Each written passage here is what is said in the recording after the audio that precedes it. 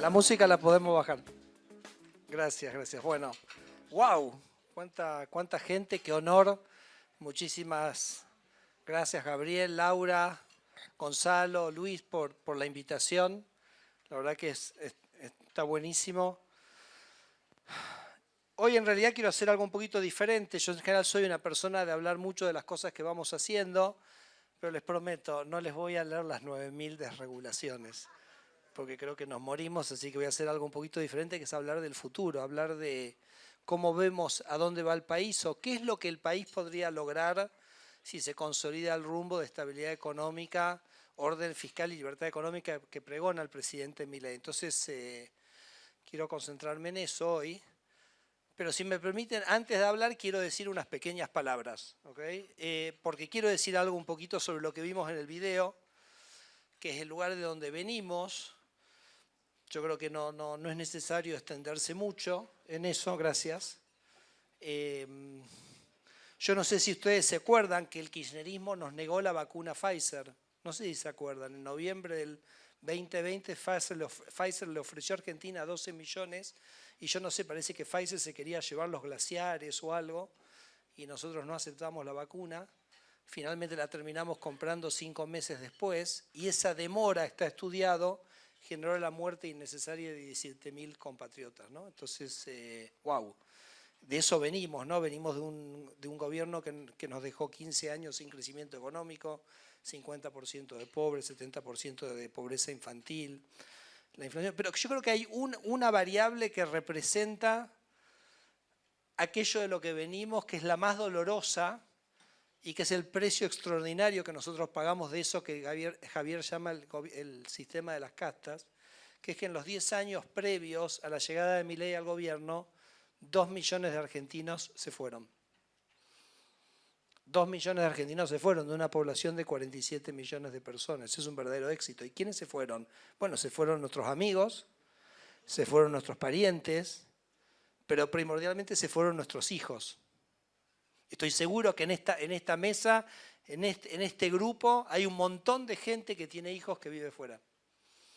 2 millones de argentinos se fueron, y ese es un precio demasiado grande para pagar, porque hemos perdido nuestros afectos, y nosotros aspiramos más a que nuestros hijos quieran vivir, crecer y desarrollarse en nuestro país.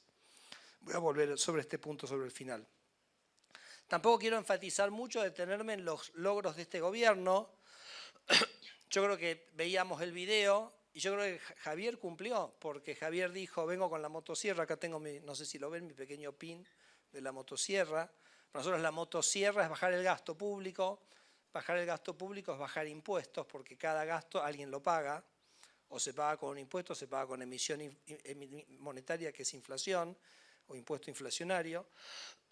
Javier hizo bajar el gasto público entre 5 y 6 puntos del PBI, bajaron los impuestos 5 o 6 puntos del PIB. El impuesto más importante que bajamos fue el impuesto inflacionario, creo que lo dijo Laura, empezamos con 25% de inflación o 1,5 por día, estamos ahora básicamente entre 1,5 y 2 por mes, y eso fue lo que permitió levantar a 12 millones de argentinos de la línea de pobreza, ¿no? Uno podría decir en una situación normal, ¿qué más podría uno pedirle a un gobierno en un año y medio que después de años de incrementar la pobreza en Argentina, se cambia la tendencia? Todavía tenemos 30% de pobres, es una catástrofe, pero bueno, definitivamente es un cambio de tendencia extraordinario. Y bueno, con un contexto también de una agenda de libertad económica, que era la otra cosa que pedía Javier, que bueno, yo acá con Maxi somos responsables bastante de eso y creo que también estamos avanzando muy bien, ¿no? No creo que sea necesario decir mucho más sobre eso. Tampoco quiero hablar tanto sobre la actualidad, ¿no? La campaña, todo el bolonqui como nos dice el presidente en las reuniones de gabinete, nosotros venimos a luchar contra un montón de privilegios e intereses en algunos casos de todo tipo, pero donde la casta política, digamos, era receptora de muchos intereses, no se iban a ir en silencio. Si están haciendo lo que hacen es porque están preocupados Y la verdad que Javier Milei es el primer desafío al modelo de la casta que creo que ha ocurrido en muchos años. Bueno, entonces lo que estamos viendo quizás es un ruido que la verdad que tampoco es la primera vez que lo vemos en Argentina, ¿no? Porque si ustedes hacen memoria, creo que hay gente acá con suficiente edad para ir para atrás 2, 3, 4 periodos presidenciales y saben que cuando se ven amenazados, este es el tipo de cosas que hacen, ¿no? A mí, por ejemplo, una cosa que me llamó extraordinariamente la atención es, nosotros hemos tenido muchas elecciones distritales, algunas nos ha ido muy bien, otras más o menos, alguna mal, como la provincia de Buenos Aires. Verlo a un Axel Kicillof después de la elección de Buenos Aires diciendo que si volvieran al gobierno, no va a ocurrir, pero si volvieran el 27, defaultarían sobre la deuda y volverían a expropiar empresas, es básicamente una afirmación que busca generar, digamos, inestabilidad en los mercados en el momento electoral, ¿no? Me parece una irresponsabilidad absoluta. Creo que nosotros como equipo nos hemos preparado mucho porque tenemos superávit fiscal y creo que eso es una diferencia muy grande.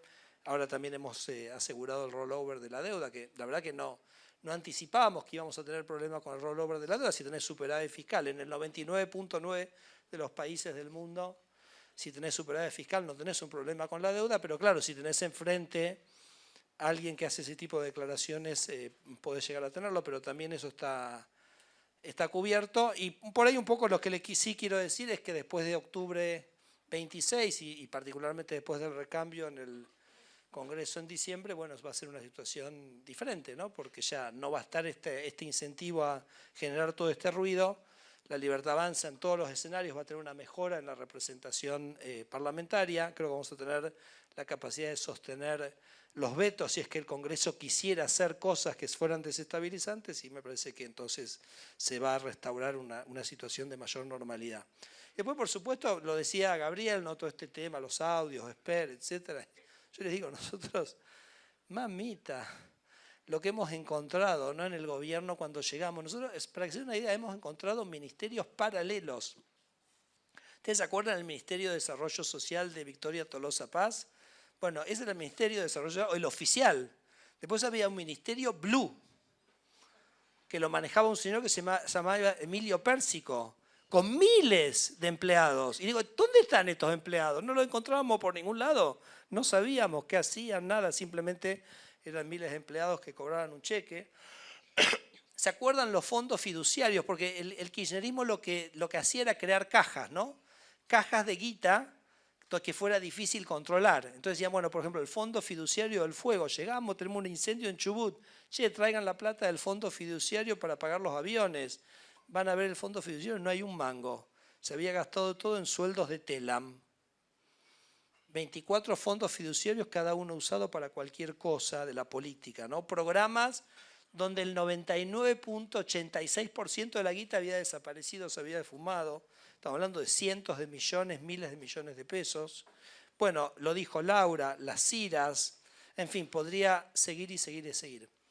La verdadera agenda contra la corrupción es la agenda de un Estado más pequeño, porque un Estado más pequeño da menos posibilidades para la corrupción, y como decimos con Maximiliano Fariña, el secretario de Transformación, que además es cordobés, la desregulación es la mejor agenda anticorrupción, porque cada trámite es una oportunidad para un burócrata de extorsionarte, ¿no? Así que bueno, ahí estamos.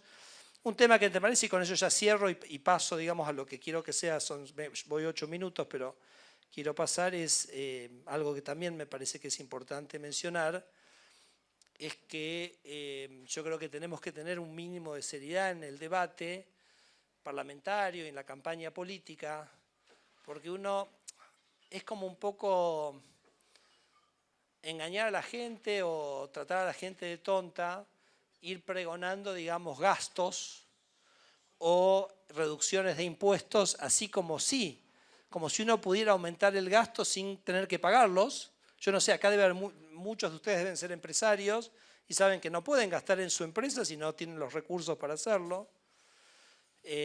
O bajar impuestos, como si eso no tuviera ninguna consecuencia o no hubiera que sustituir esos recursos. Saben por qué los digo y saben por quién lo digo, ¿no? Por una persona que entiendo es bastante querida en la provincia, que es el exgobernador Schiaretti, Nosotros hicimos un análisis de los discursos que hacía Schiaretti y él está planteando un aumento del gasto en la combinación de más gastos, menos impuestos de 7 puntos del PBI. Yo para que ustedes, nosotros tenemos una regla que me parece que ilustra bien esto, lo dijo el presidente en el arranque de su campaña electoral acá en Córdoba, para recaudar un punto del PIB, vos necesitas 3 puntos de IVA. O sea, por ejemplo, si vos llevas el IVA de 1 a 24, recaudás un punto más del PIB. Con lo cual, si vos estás haciendo una propuesta de 7 puntos de gasto del PIB, estás diciendo que tenés que llevar el IVA de 21 a 42 puntos, ¿no? Que me parece que es una cosa delirante, pero me parece que nos merecemos un debate más serio sobre esas cosas y me parece que, y es parte de la batalla cultural, que cuando alguien plantea, para que la sociedad lo pueda evaluar verdaderamente, cuando uno plantea un aumento del gasto, tiene que decir de dónde viene la guita, de dónde la va a sacar. Y entonces la sociedad lo va a poder evaluar bien, porque si no, en cierto sentido, estás diciendo, ¿sabes qué? Financiarlo de una manera oculta. ¿Y cuál es esa manera oculta? Emitir dinero, que en realidad es impuesto inflacionario, y es que lo paguen los más desfavorecidos de la sociedad, y entonces que la pobreza vuelvan esos 12 millones de personas que pudimos poner por encima de la línea de pobreza, que vuelvan, ¿no? Entonces, nada, yo me invito, reflexiono junto con ustedes, los invito a nosotros que nos ayuden a que el debate político tenga un poquito de esa seriedad y los mensajes, digamos, cuando vos propones un gasto, sepas proponer también, o tengas el coraje de proponer también cómo se va a financiar. Pero bueno, les decía que no quería hablar nada de todo esto, quiero hablar del futuro, ¿no? De cómo sería un país, o sea, ¿para qué estamos haciendo este esfuerzo? ¿Por qué el presidente Milei pone tanto énfasis en la necesidad del equilibrio fiscal? El equilibrio fiscal es la base de la estabilidad macroeconómica en cualquier país.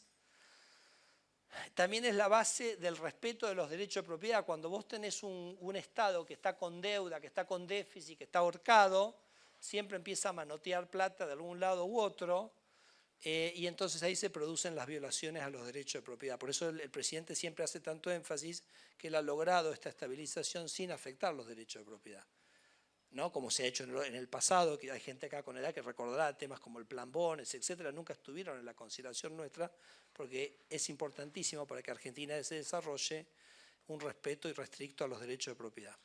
Entonces, ¿qué es lo que pasaría en Argentina si lográramos consolidar este proceso de estabilización macroeconómica con respeto a los derechos de propiedad? De eso es lo que quiero hablar. Y eso quiero fantasear con ustedes, que es una fantasía real, porque es lo que hemos visto ocurrir en miles de países del mundo, y entonces, pero quiero como que empecemos a visualizar, a darle cuerpo a qué es lo que ocurriría en Argentina si eso ocurre. Entonces, quiero arrancar con el tema del crédito, porque en Argentina, cuando la inflación es alta, los bancos no hacen de bancos. ¿Saben lo que hacen los bancos?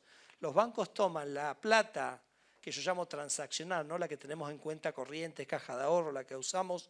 Nosotros no ahorramos, los argentinos no ahorramos en los bancos. Porque los bancos no te pagan para un depósito algo que te garantice que estás protegido de la inflación. Entonces, como no lo pagan, bueno, no ahorramos ahí. Lo ahorramos en ladrillos, ahorramos en dólares, en propiedades, lo que sea. Pero cuando la inflación baja, ese modelo se acabó. Porque hoy se sostiene, porque los bancos toman depósitos por 10 puntos del PBI, que son estos depósitos que usamos para transacciones, lo invierten a una tasa alta de interés y con ese 10% alta tasa de interés bancan su estructura.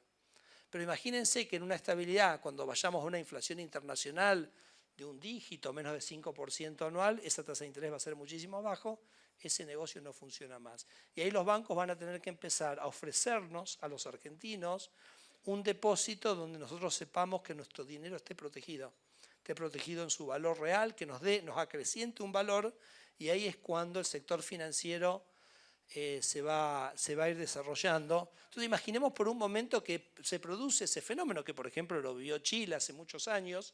Hoy nosotros en Argentina tenemos un sector financiero que entre 10 y 15% del PBI.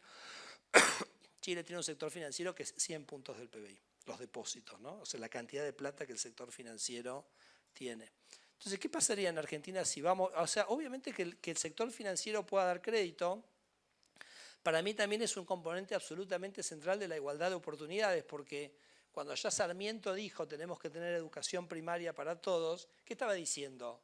Que la sociedad quiere de alguna manera nivelar la cancha para que todos tengamos una oportunidad de desarrollarnos y todos teníamos que tener un nivel de educación básica. Pero para desarrollarte, sí necesitas esa educación, pero también necesitas capital. Entonces, hasta que no tengamos un verdadero mercado de capitales que le permita acceder a todos los argentinos al crédito, esa igualdad de oportunidades en la que pensaba Sarmiento todavía queda medio camino. Entonces podríamos completarlo. Miren estos números.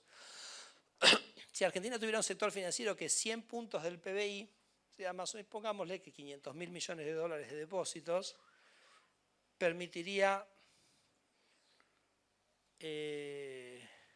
imagínense que la mitad del sector financiero fuera para créditos hipotecarios, que es un número que más o menos es un normal, de un país normal, serían 250.000 millones. Imagínense casas de 125.000 dólares, pero básicamente estaríamos hablando de la posibilidad de dar 500.000 créditos hipotecarios. De eso estamos, ¿no? O sea, obviamente no se va a ir de un salto ahí, pero ese es el proceso. Argentina tiene un déficit habitacional de 2 millones de viviendas hace décadas. En una década Argentina podría resolver su déficit habitacional. ¿Saben cuánto saldría la cuota si la tasa de interés es un UVA más 5% para una casa de 125.000 dólares? 750.000 pesos. ¿Okay? Entonces también sería como un valor bastante accesible. Imagínense los que están en la construcción, lo que podría llegar a ocurrir en Argentina en este escenario. Si vamos a los autos, sé que la industria automotriz es muy importante en Córdoba. Un auto de 15.000 dólares en un préstamo ya no a 30 años, como era el número que les daba para el crédito hipotecario, sino a 5 años, también con una tasa real del 5%, para un auto de 15.000 dólares la cuota es 250.000 pesos, y para un auto de 30.000 dólares es de 550.000 pesos en plata de hoy, ¿no? Entonces, no sé, te morís vendiendo autos. Si vamos al sector productivo, ¿querés poner riego? ¿Querés poner riego en tu campo? ¿Cuánto saldría la cuota? También a 5 años con una tasa real del 5% para poner riego en una hectárea de tu campo, la cuota sería 28.000 pesos por mes. Entonces fíjense cómo el acceso al crédito permitiría destrabar industrias, bienestar, posibilidades productivas para Argentina por todos lados. Pero eso solo va a ocurrir si consolidamos la estabilidad económica. Si seguimos emitiendo leyes para gastar sin financiamiento, no va a ocurrir nunca. Y ya vemos que cuando se produjo la elección en la provincia de Buenos Aires, el mercado dijo, ¿cuál es el riesgo de esto, de volver al pasado? Bueno, en vez de tener un riesgo país de 700, de tener un riesgo país de 1.500. Es básicamente no tener crédito. Entonces este sueño que estoy describiendo quedaría relegado. Argentina está viviendo otro boom interesante, que es el boom de la energía. Todos saben de esto, ¿no? Vaca muerta, escucharon ya 20 veces. Les cuento, Argentina tiene reservas de gas que son equivalentes a las de Qatar. Qatar también todos conocen, ¿no? Hemos vivido el día más glorioso de nuestra historia en los últimos años en ese país. Las exportaciones de energía crecerían entre 30 y 40% en los próximos 10 años, es decir, que la energía va a aportar lo mismo que hoy aporta el agro y la ganadería a las exportaciones. Es cierto que como las regalías son provinciales, vamos a tener un pequeño Qatar en Neuquén, ¿no? O sea que eso, bueno, va a generar otro tipo de discusiones en Argentina, veremos cómo las sorteamos. Pero quizás lo más importante que les quiero contar de la energía es que vaca muerta es gas, y el gas no es tan fácil de transportar. Es costoso, porque vos para transportarlo tenés que hacerlo líquido, y para hacerlo líquido lo tenés que llevar como a 250 menos 250 grados. Ahí el gas se transforma en líquido, y lo tenés que mantener a menos 250 hasta que lo llevás, no sé, a Alemania. Entonces, un gas que sale en Neuquén 2 dólares, en Alemania va a salir 8 dólares. Entonces, si Argentina es un lugar donde no podés invertir, bueno, vas a agarrar el gas a 8 dólares en Alemania. Pero si Argentina es un país normal, no digo Suiza, normal, un alemán va a decir, che, ¿por qué yo estoy produciendo acá con 8 dólares? Por ahí me conviene llevar la máquina a Argentina y produzco en Argentina a 2 dólares. Por supuesto, estamos hablando de industrias que sean intensivas en el uso de gas. Entonces, lo que va a ocurrir con vaca muerta, me parece que esto todavía no lo visualizamos, es que la existencia de gas en Vaca Muerta y el hecho que Argentina va a ser uno de los países con energía más barata del mundo, va a generar un proceso de reindustrialización diferente al que tenemos ahora en Argentina, como pasó en Estados Unidos. Estados Unidos encontró gas en Texas y después de décadas en que la participación de la industria en su PBI iba cayendo, ese proceso se revirtió a partir de la existencia de esta energía barata en Estados Unidos. Por supuesto que la energía tiene muchos fierros, así que también me imagino lo que va a ocurrir con la industria metalmecánica de Córdoba como proveedor de esos fierros para esa industria. ¿Cuáles son las industrias? ¿Cuáles son esos encadenamientos? ¿Cuáles serían esas industrias? Fertilizantes, petroquímicos, aluminios, plásticos. Esas son obvias porque usan muchísimo energía, pero también cosas totalmente novedosas como inteligencia artificial, porque la inteligencia artificial lo que necesita tiene estos servers que tienen que estar en lugares relativamente fríos y que consumen un montón de energía. Entonces, ¿qué mejor que tener esa energía, que es la más barata del mundo, para instalar esta tecnología en Argentina? Entonces, bueno, van a pasar unas cosas increíbles ahí. Déjenme pasar un minuto a la otra punta de Argentina, que es lo forestal. Ustedes saben que Argentina produce todos los años 20 millones de rollos. Ubican un rollo de un árbol, ¿no? ¿Saben cuántos usamos? 14 millones. O sea, 6 se tiran. Claro, tuvimos las pasteras que vinieron a instalarse en Entre Ríos y le pedimos una coima tan grande que se fueron a Uruguay. Pero el potencial está ahí, es absolutamente gigantesco, ¿no? Tenemos un ejemplo para mí muy interesante que es el de la yerba mate. La yerba mate además pasó una cosa desde el punto de vista legal, que cuando nosotros hicimos el DNU 70 para no permitir que el instituto, porque la yerba mate es miren esta locura, la yerba mate es una industria súper competitiva, un montón de productores de distinto tipo, un montón de marcas, un montón de distribuidores. Entonces, ¿qué hace Argentina cuando tiene una industria competitiva? La transforma en un monopolio.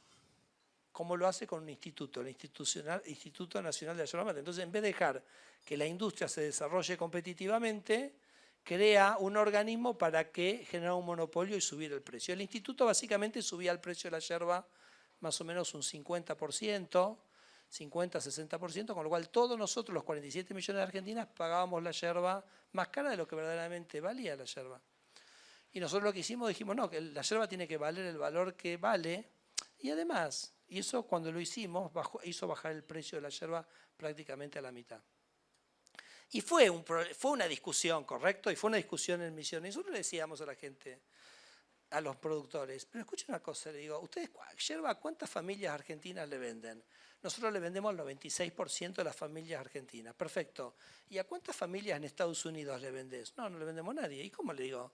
¿Cómo tenés una industria que le vendés al 96% de familias en un país y no le podés vender a nadie en Estados Unidos, que es un mercado que es 10 veces más grande? Además, le digo, lo tenés a Leo Messi, que aparece en la tele todo el tiempo tomando mate. O sea, Adidas pagaría infinito para tenerlo a Leo Messi todo el día andando con una zapatilla Adidas en la televisión, mostrándolo así. Y a Franco Colapinto, ¿no?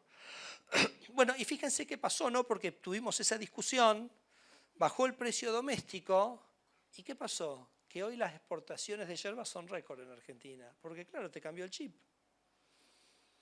No estoy para explotar al consumidor argentino con un precio artificial, sino que estoy para salir a conquistar el mundo. Yo justo tuve que ir a un evento en Europa la semana pasada y la gente me traía la latita de yerba que dice se vende como Red Bull, porque es una bebida energizante, ¿no? Entonces, bueno, quién sabe si en unos años tenemos, en vez de que el mejor piloto del mundo esté en un Red Bull, esté en un yerba mate, ¿ok? Ojalá podemos soñar con eso. No es mala, no es mala como idea de marketing que quieren que les diga. Pero me parece que este cambio de chip necesitamos hacerlo en varias industrias. Por ejemplo, tenemos una industria farmacéutica que tiene un potencial de conquistar el mundo y que lo único que hace es que generar trabas para que los medicamentos en Argentina salgan 5 veces lo que van en Europa. Entonces, no, tenemos que cambiar el chip. Si los de la yerba mate lo pudieron cambiar, ¿no lo pueden cambiar los de la industria farmacéutica? Claro que sí. Les diría también el agro, ¿no? Porque en el agro tenemos toda esta discusión sobre el derecho de propiedad intelectual sobre las semillas. Me dicen, por ejemplo, en algodón, si nosotros pudiéramos pagar por la semilla, multiplicaríamos la producción por 10. Nosotros tenemos nuestras empresas que hacen genética de semillas en Argentina. Por ejemplo, Don Mario, que es una de las empresas líder del mundo, se fue de Argentina y se fue a Brasil. Entonces me parece que también ahí tenemos un pequeño cambio de chip para hacer, pero me parece que nada, que va a venir y que va a estar muy bueno. Después, antes de ir al tema minero, que es un capítulo importante y muy interesante, quiero hacer un pequeño detour sobre el turismo. Quiero hablar un poquito sobre el turismo, me parece que le falta un poco de capital al turismo, pero quiero hacer un pequeño test acá. Les voy a pedir que levanten las manos. ¿Quiénes han ido a la Posada de los Cóndores? Ok, 1, 2, 3, 4, 5. Bueno, ahora les cuento. ¿Y quiénes han ido acá al campo de Piedra Pómez? Un poco más, pero ven que muy poquitos, ¿ok? Les cuento lo que es la Quebrada de los Cóndores. La Quebrada de los Cóndores es un lugar que está a 250 kilómetros de acá, que en Estados Unidos sería Disney.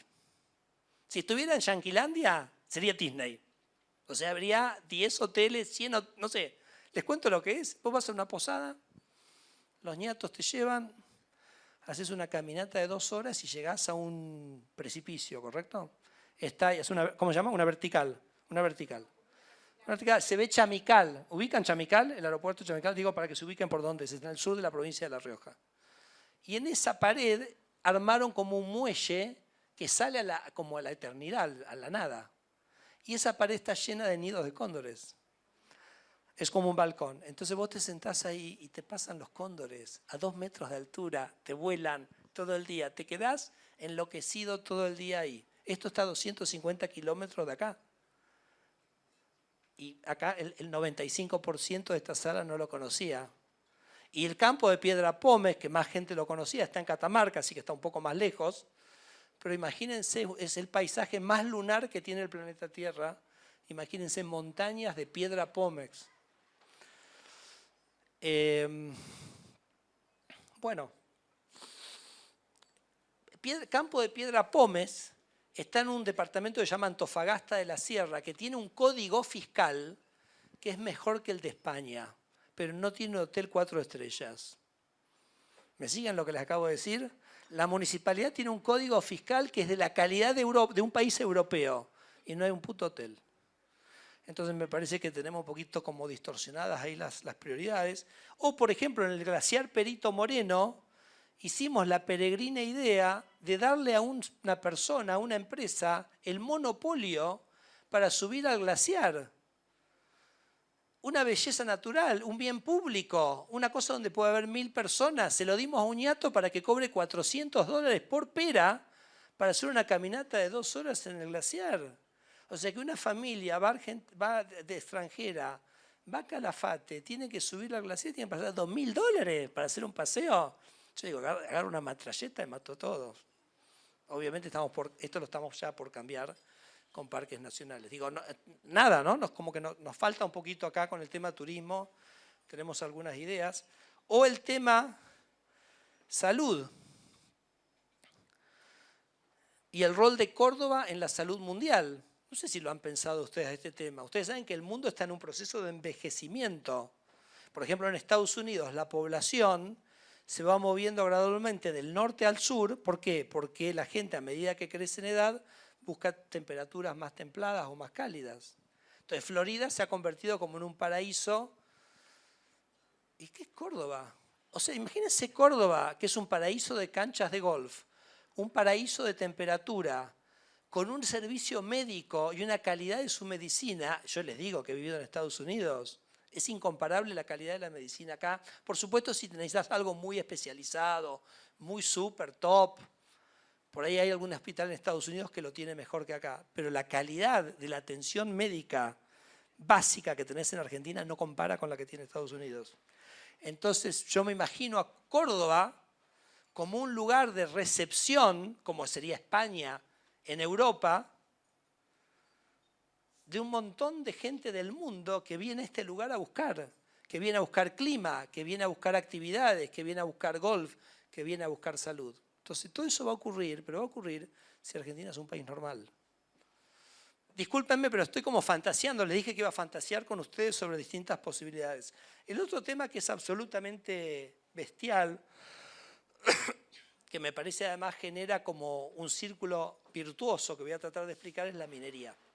Ustedes saben que Argentina exporta 4.000 millones de dólares de productos mineros y Chile exporta 50.000 millones de dólares. Lo cual es curioso porque compartimos las montañas. Entonces, por supuesto, uno siempre tiene la hipótesis que Dios, cuando creó el mundo, dijo, ¿sabés qué? No, el cobre todo del lado chileno, pero yo, no sé ustedes qué piensan, no me parecería una hipótesis muy plausible. Creo que es mucho más plausible que somos unos pelotudos nosotros. Me parece que eso es más plausible como hipótesis. Entonces, que decir, tener los productos ahí hundidos en la tierra. Bueno, esto está cambiando, creo que está cambiando en las provincias, la posición de las provincias respecto al gobierno nacional, el mundo. Así que allá vamos, ¿no? A los 50.000 millones de dólares. Ahora, también necesitamos esa defensa de los derechos de propiedad, porque ¿quién va a hundir 20.000 palos en un proyecto si pensás que el gobierno, si un gobierno no puede mantener un contrato de deuda, no puede pagar el cupón de un bono, vos le vas a confiar que te va a mantener la estructura tributaria durante 40 años de los 20.000 palos que tenemos? Imposible. Entonces, simplemente lo que dijo Kicillof, que voy a volver a expropiar, ya hace daño, ya hace un daño terrible. Por supuesto, va a pasar, el 26 de octubre va a pasar. Pero ahí está. Entonces ahí vamos para los 50.000 millones. Pero fíjense qué interesante lo que ocurre, porque entonces nosotros estamos en la licitación del tren Belgrano Cargas. Vieron que en Argentina está este tema de que siempre dejamos los trenes, los dejamos caer. En Argentina, por supuesto, trenes es para cargas, no para pasajeros. No tiene ningún sentido hacer tren interurbano de pasajeros. No hay densidad, la distancia es muy grande, eso es avión. Interurbano para Argentina es avión. Pero cargas es tren. Y las mineras nos dicen, yo necesito el tren. O sea, si no tengo el tren no puedo invertir. Entonces, por primera vez se nos dan la historia, gracias a que Javier Milei genera esta estabilidad económica, que alguien quiere venir a invertir y que entonces te genera los interesados en poner en marcha, en poner en forma la estructura de los trenes. Esto va a ocurrir antes de fin de año. Antes de fin de año el Belgrano Cargas va a estar licitado, quiero creer, y tenemos los interesados para hacerlo, y de acá a un año y medio, va a haber un boom de inversión privada en la puesta en punto de la red de trenes del Belgrano Carga, que ustedes saben tiene un ramal que viene por los Andes y después cruza Rosario, y otro que cruza Chaco y baja bordeando el Paraná hacia Rosario. Y fíjense que cuando eso ocurra, te arrastra todas las economías regionales, porque le genera una manera de sacar la producción barata. Entonces fíjense el círculo virtuoso que genera el derecho de propiedad, la inversión minera, el transporte, las economías regionales. Ese es el círculo virtuoso que me parece que uno va viendo, ¿no? Quiero sí decir acá con alguna, siendo conscientes de alguna falta nuestra, porque el presidente ha dicho que él no piensa que el gobierno nacional tiene que hacer obra pública, y yo estoy 100% avalo esa posición, porque el gobierno nacional había hecho de la obra pública un gran antro de corrupción. Les voy a contar una anécdota que lo ilustra. Cuando nosotros llegamos había un préstamo del BID y el Banco Mundial de 1.000 millones de dólares para hacer alcantarillas. Obviamente alcantarillas no es una obra pública nacional. ¿Y qué pasa? Había un grupo de la Cámpora que iba recorriendo las municipales y decía, che, tengo esta guita para hacer alcantarillas. ¿Querés alcantarillas? Bueno, esto es tanto para mí. ¿Se entiende? Entonces el presidente Milei dijo, yo tengo que cortar de cuajo con todo esto. Por eso digo que me parece que avalo esto. Además, muchas de las obras públicas en general son provinciales o municipales. Es difícil pensar cuáles serían obras públicas nacionales. En Estados Unidos la red de carreteras es nacional, pero en cada estado las mantiene cada estado. O sea, hay como algo para pensar ahí. Igual nosotros hemos decidido que el gobierno va a seguir haciéndose cargo de la red de rutas nacionales troncales y las vamos a licitar al sector privado. Y ahí acá sí lo digo con un resabio de frustración, que creo que no es muy admisible, o creo que por lo menos tenemos que hacer una autocrítica, que llevamos 1 año y medio en el gobierno y ya lo debiéramos haber hecho. Pero lo que me quiero comprometer con ustedes es que antes de fin de año todos esos corredores viales van a estar ya en proceso de licitación y concesión al sector privado, y me parece que era algo en lo cual ya voy cerrando, pero hemos hecho en temas de cargas, hemos hecho mucho. Hace poco hicimos la liberación total de los bitrenes para nuestras rutas. Los bitrenes son camiones que cargan 70% o más, tienen la mitad de la siniestralidad de los camiones comunes, porque tienen otra tecnología, y cuidan más las rutas porque tienen menos peso por eje. Así que hemos sacado cosas como el Ruta. Claro, sacamos el Ruta, que es el registro único del transporte de motor, que era un trámite que había que hacer para registrar un camión, que no servía para nada. Por supuesto, claro, nosotros lo sacamos y después Kicillof lo volvió a poner, pero bueno, en fin, espero que no haya ocurrido lo mismo en Córdoba. Ustedes saben que en transporte aéreo estamos haciendo una verdadera revolución, sobre todo porque Argentina necesita líneas aéreas con aviones chicos para las ciudades chicas. Entonces, por ejemplo, el año pasado empezó a operar una aerolínea que se llama Cummings, que primero arrancó Aeroparque o Olavarría Tandil Aeroparque, después arrancó con Aeroparque Villa María, Venado Aeroparque, y ahora está arrancando Aeroparque Concordia Aeroparque, Aeroparque Paraná Aeroparque, Aeroparque Montevideo Aeroparque y Aeroparque Sunchales Aeroparque, ¿ok? Y esta semana estaba hablando con otra persona que va a traer 3 aviones Cessna con 6 pasajeros para hacer, por ejemplo, un hub en Córdoba. Entonces, ¿qué va a hacer?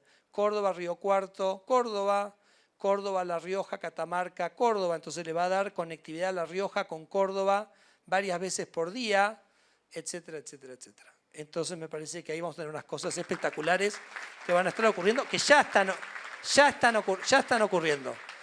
Cabotaje, ustedes saben que nosotros necesitamos sacar los camiones y llevar las cosas por mar. Ya termino, no se me desbanden.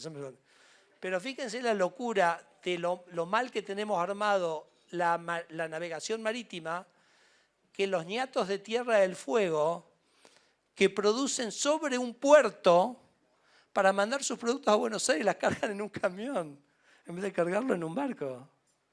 Hicimos una reforma del Código de Cabotaje que permitía bajar los costos 40%, el Congreso nos volteó el DNU. Así que volveremos a partir de diciembre, pero bueno, ahí es donde necesitamos más el apoyo de ustedes. Cuando hacemos estas reformas que bajan costos tan fuerte, ahí necesitamos que la voz de ustedes se escuche más, ¿no? Porque si no... Comunicaciones, ¿no? Ustedes saben que una de las cosas más maravillosas para mí que yo cuento es que cuando cuando llegó Javier Milei a la presidencia, estaba prohibida la internet satelital. Y vos decís, ¿a quién carajo se le ocurre prohibir la internet satelital? ¿Por qué prohibirías? Bueno, la explicación se le sola. Al que provee internet no quiere que otro le compita. No doy nombres, ¿ok? Entonces, ¿qué hizo el presidente Milei? Rompió el papelito y dejó que se pueda. 2 semanas después, empezó a operar Starlink en Argentina. Hoy 250.000 argentinos tienen Starlink. ¿Quiénes tienen Starlink? Los que viven en el interior. Porque en un campo de Córdoba la fibra óptica no te iba a llevar nunca. No te iba a llegar nunca, porque no tenía ningún sentido que te llegue nunca. Pero te pones el Starlink y básicamente tenés internet de todos lados. Y fíjense que el gobierno kirchnerista había gastado 7.000 millones de dólares que pusimos todos nosotros, taca, del primero al último, con impuestos, para ARSAT. Y el objetivo de ARSAT era tirar fibra óptica. Está bien, no es que esta plata se va a tirar, pero quedó prácticamente todo obsoleto. ¿Cómo lo resuelve Javier Milei? Rompe un papelito. ¿Cuánto gastó el Estado? 0. ¿Cuánto tardó la gente en internet? Tener 2 meses en cualquier punto del país.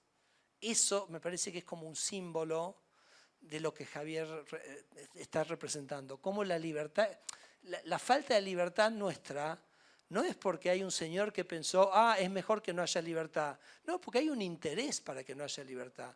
Y si nosotros nos sobreponemos a ese interés de la casta y liberamos las fuerzas, vamos a tener las cosas sin que el Estado tenga que gastar, sin que nosotros tengamos que gastar como contribuyentes, y vamos a tener las cosas mucho mejores y mucho más rápido, ¿no? Entonces me parece un lindo ejemplo. Y ahora se viene el Starlink de satélite a celular. No sé si lo vienen siguiendo eso. O sea, ahora inventó Elon Musk, que es un genio absoluto, que directamente el celular te lea del satélite. Entonces, en un par de años vamos a poder comprar Movistar, vamos a Personal, Claro o Starlink para el celular. Y el celular va a operar con el satélite y vas a tener celular en cualquier punto del país. Así que, bueno. Pero ¿qué tenemos que hacer nosotros? Asegurarnos que los lobbies que no quieren que ocurra eso, no ganen. Y eso es solo Javier Milei. Porque yo les digo, cuando yo tiro una desregulación que afecta a un interés, ¿qué ocurre? Que Javier Milei me la tuitea a los 2 minutos. Y entonces al tuiteármela a los 2 minutos, ¿qué hace? Hace que el que me iba a hacer lobby en contra, dice, bueno, me quedo en el molde, porque este flaco tiró el ancho de espada. O sea, Javier es el ancho de espada en esto. Entonces me parece que es importante, ¿no? Porque es importante, ¿no?, entender esto porque el rol protagónico que tiene Javier en que estas reformas ocurran, ¿no? Y la convicción y las ganas que tiene que Argentina, y son muchas cosas chiquitas que no se ven, pero que están ocurriendo día a día, que como dice él, es como esa casa que vas construyendo, que pusiste los cimientos, que es el equilibrio macroeconómico, y después vas poniendo cada uno de estos ladrillos, ¿no? Entonces, todo esto que fuimos contando, que no sé si eran cosas que ya las conocían todas, o algunas cosas por ahí, espero las hayan por ahí como hecho pensar, aunque sea un poquito. Yo repito, ¿qué se necesita para esto? ¿No? Se necesita equilibrio fiscal. Yo creo que después de octubre nosotros vamos a tener la posibilidad de sostener los vetos. Entonces, si el Congreso quiere, digamos, horadar y perjudicar el equilibrio fiscal, tengan la certeza que eso va a ser mucho más difícil. ¿Qué quiere Javier? Un Estado más pequeño, como decía al principio, para seguir bajando impuestos, para que el Estado sea un menor peso para ustedes. Y quiero... No, y además, lo que es lindo de esto es que esto no es ya lo hizo. O sea, en un año y medio bajó 5 puntos el gasto público y bajó 5 puntos los impuestos. Entonces, lo que es gratificante para nosotros poder venir a ustedes después de un año y medio y decir, no, vamos a bajar, si no bajamos, lo que sí, hablen decir, vamos a seguir bajando. Y después del 27, en las elecciones gubernamentales, vamos a tener candidatos que iban a ir a las provincias, a las municipalidades, y decir, nosotros venimos acá con la motosierra, no para tampoco generar menores servicios, pero para sacar todo lo que nos sirve, que hoy estamos pagando con impuestos, los ñoquis, la política, las duplicaciones, las cosas que no sirven para nada. Entonces, ese proceso va a seguir, ¿no? Les cuento dos cosas más y termino. La primera es que yo estoy seguro que ustedes bueno, ven todo este proceso, ¿no? Y se preocupan y todo este ruido. Ustedes saben, Argentina hizo unas reformas en los años 90, las hizo el presidente Menem, después se revirtieron. En el mismo momento que las hacía Argentina, las hizo Australia, con un primer ministro llamado Bob Hawke, que era un sindicalista, ¿no?, que vino y que hizo todas unas reformas pro mercado impresionantes, funcionaron muy bien, con un ministro de Economía llamado Paul Keating, ganaron 4 elecciones seguidas, las 3 primeras Bob Hawke y la última Keating. Y ese proceso de Australia fue súper exitoso, y a mí siempre como me llamó mucho la atención, ¿no?, cómo que había sido tan exitoso y el nuestro en algún sentido se había revertido, ¿no? Y entonces le pregunté una vez al embajador australiano cuál era el secreto de esto. Me dijo, no tengo la más puta idea, pero si querés te pago un pasaje y le vas y les preguntás a ellos. Entonces me regaló un pasaje a Australia. Miren qué afortunado que soy. A caballo regalado además no se le mira a los dientes, así que ahí agarré el pasaje y terminé entrevistando en Australia a este señor Paul Keating, que había sido el ministro de Economía de la Reforma y después había sido primer ministro él. Y él me dijo 2 cosas que me parece que aplican muy bien a Argentina, que quiero compartir con ustedes, después voy a hacer una última reflexión final. Lo primero que me dijo, mira Federico, vos hoy mirás el proceso de reforma de Australia y pensás que éramos unos genios absolutos, o sea, que éramos un reloj suizo, que tac, tac, tac, tac, top, nos salió perfecto. Le digo, me dice, ni en pedo. Yo volvía todas las noches a casa durante los 4 años, los 4 mandatos, como si hubiera estado esquiando todo el día con un esquí. ¿Okay? No sé cuántos acá esquían, pero los que esquían se imaginan lo que estoy diciendo. Esquiar con un esquí es cagarte a golpes permanentemente. O sea, vas con un esquí, te caes, te tenés que levantarte, te tenés que poner el esquí de vuelta, seguís un poco, haces 1 metro, te volvés a caer, revolcás, te caes por el precipicio, subís, ¿está? Entonces, ¿qué me estaba diciendo? Que en una democracia y en una república los procesos de cambio son ruidosos y que tienen un montón de avances, retrocesos, pero que después, si se mantiene el rumbo, a los 5 años, a los 10 años, nos vamos a olvidar de todo esto. No lo vamos a ver, porque el rumbo se habrá mantenido y avanza. Y lo otro, cuando le pregunté por qué las reformas en Australia, la sociedad las compró y nunca pidió que se fueran revertidas, y en Argentina sí, me contestó una cosa absolutamente sorprendente que me voló, miren, me quedé sin pelo de cómo me voló la cabeza. ¿Okay? Me dice, ¿sabes por qué en Argentina nuestras reformas se mantuvieron? Porque la gente sabía que nosotros no éramos un grupo de gente honesta. Esa fue la respuesta que hizo. Porque fíjense, ¿no es así? ¿No eligen ustedes los amigos así? ¿Y le confían a los amigos en los cuales ustedes pueden confiar porque entienden cuál es el carácter de ese amigo? Entonces es impresionante. Y yo creo que Javier, cuando ustedes lo conocen a Javier, y por eso también todo esto de los audios y todo lo de Spell, porque lo que se quiere es tratar de manchar eso que tiene Javier. Javier es la persona más desapegada a lo material que yo conozco en mi vida.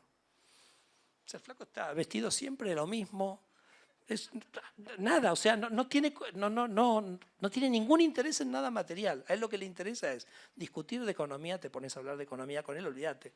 Te quedás a las 5 horas, le tenés que decir, che, Javier, me tengo que ir. Las ideas de la libertad para Argentina y para el mundo, él es un convencido que las ideas de libertad es la base del progreso, tiene una pasión extraordinaria por eso, y sus afectos que tiene, ¿no? Entonces, nada, quería compartir eso porque yo creo que eso Javier lo tiene y creo que también por eso el kirchnerismo es tan inteligente en tratar de afectar esa imagen. Por eso esa imagen es tan importante y tan potente para el éxito de las reformas. Y termino con una reflexión final, que es una referencia a un poco el motivo por el cual estamos todos un poquito en esta gesta, en esta revolución, como nos gusta pensarlo nosotros, que es una escena de una película que quizás acá algunos vieron, que se llama Viaje al centro de la Tierra. Es una película de Hollywood, tranqui, una película tranqui. Básicamente lo que ocurre es que el núcleo de la Tierra deja de girar. Bueno, nada, se fue todo al tacho, porque se sale la cosa electromagnética del mundo, se va toda a la mierda. Entonces hay que hacer que el núcleo empiece a girar de vuelta. Entonces tienen que construir una máquina que vaya al centro de la Tierra. ¿La vieron? Sí, perfecto. Hay que hacer la máquina. Ahora van a ver si se acuerdan la escena que les voy a decir. Entonces la máquina con unas bombas atómicas y pum, pum, pum, ahí para hacer. Termina todo bien Hollywood, ¿ok? Hasta los dos que se tenían que salvar se salvan y se enamoran y todo impecable. Pero cuando entran, eran todos científicos. Entonces en un momento los científicos están todos hablando entre ellos y dicen, uy, qué peso tenemos sobre las espaldas nuestras de que si nos va mal, desaparece el mundo. Había un franchute súper... ¿Vieron esos franchutes que están como más allá del bien y el mal? Y dicen, el mundo. Yo acá no estoy para salvar el mundo, un carajo. Entonces los otros miran, pero ¿cómo? ¿Sí, de qué eso se trata de esto? Y dicen, no, yo estoy acá para salvar a mi mujer y mi hija. No estoy para salvar al mundo, estoy para salvar a mi familia.